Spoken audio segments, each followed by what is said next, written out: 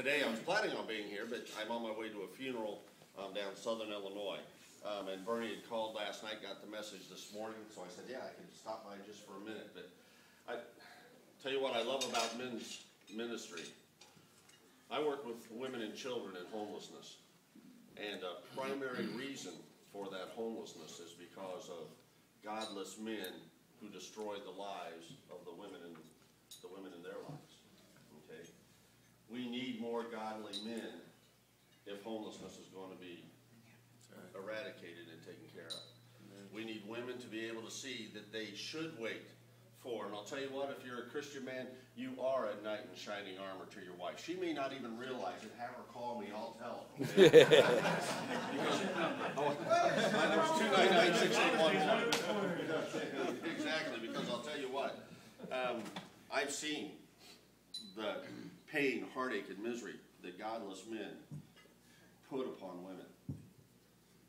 I wish homelessness was about the lack of a house, but it's not.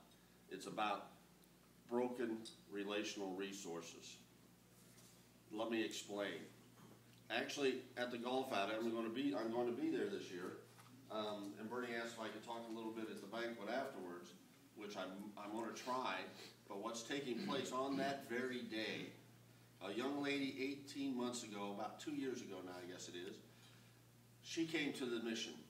She came to the mission actually with her aunt because her mother had passed away and her father had passed away years prior.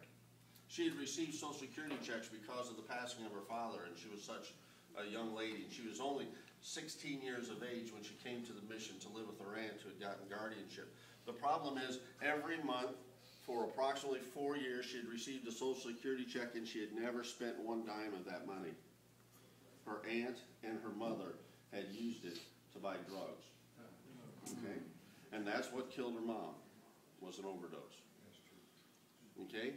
When she came to the mission, and the aunt ends up getting a Social Security check. The aunt was doing well, but she had applied for Social Security prior to coming to the mission, and when she got the $4,700, she instantly left the mission. And she went out and she used up all that money within 3 days. Then she came back and she said, Michelle, why don't you come stay with me? Because she had eyes on Michelle's Social Security check. At that point in time, we had to say, and I said, and this is part of my job, I'm the bouncer at the mission. That's why I always kind of try to maintain at least 100 pounds over my God-given weight. I bounce while I walk. That's the best way. But anyway, so I told the lady, I told her, I said, you know what? There is absolutely no way she's going to go with you unless she wants to, and you have to go through me first to get to her. Bottom line, where the story ended up, Aunt eventually left, and we called DCFS, got them involved. We went and had the young lady emancipated from her family, and she stayed at the mission then. She's graduated. Sometimes Doug's timing is not real good, but that's okay. I won't tell her. Now, when I point at you, clap, right? She ended up, she's graduating from high school the same day as the golf outing, okay?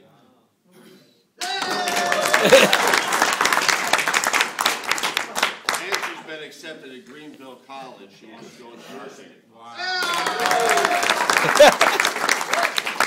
And the nice thing is, she has saved up several $1,000s because she has used her money now. It was the most exciting thing when one of my staff members took her out to Walmart, and she actually, for the very first time, was able to use some of the money that her dad had worked and had put into Social Security, and she received those checks, and she actually got to spend her very first dollar from those Social Security checks a year and a half ago. And she's been able to save money since then, and her life has been transformed. That's what Understanding Mission is about. Okay? It's about allowing the love of Jesus Christ to be seen in us. The one thing we try and do at the mission, and the thing that you help support, it's not, I don't believe we're called to make people Christians. I don't think we can. I think we're called to create an environment that allows the Holy Spirit to be seen through us, that calls people to God, that calls people to the love of His Son, Jesus Christ, that people to the Holy Spirit. We're called to create an environment, and that's what we do at Inner City Mission. Every person that comes through the door does not find that transformation, because every person that comes through the door is not willing to humble themselves before the Lord. But that's not our job. Our job is to create the environment that allows people the opportunity to find the Lord. I guarantee you, though, every person that walks through Inner City Mission's door gets to feel and understand the love of Jesus Christ, which is a transforming power. Seeds are planted. I can tell you more stories about people who've left the mission. Candace Maynard, probably, if you've ever been around the mission, she's probably the one that you would know the best. She left the mission. She gave me a 12 on a 10 scale. She gave me the best cussing I had ever received at the mission. And she left, her and her family.